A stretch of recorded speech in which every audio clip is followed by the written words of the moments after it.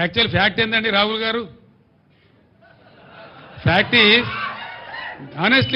Honestly telling, గోదావరిలో వచ్చే వరద మామూలుగా ఉండదండి.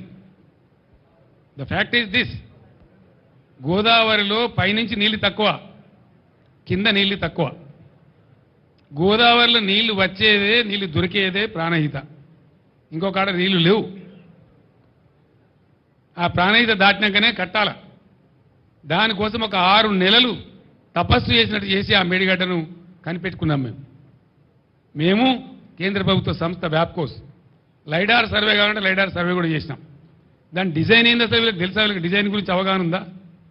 ఏంది డిజైన్ ఏందండి? యాక్చువల్గా మేడిగడ్డ బరాజులో ఫ్యాక్ట్ ఏంటంటే, గోదావరి పొంగేటువంటి 3-3.5 నెలలు గేట్లన్నీ ఎత్తే ఉంటాయి. గోదావరికి తలగనే తలగాయి, నీళ్లు ఫ్రీ ఫ్లో ఉంటుంది.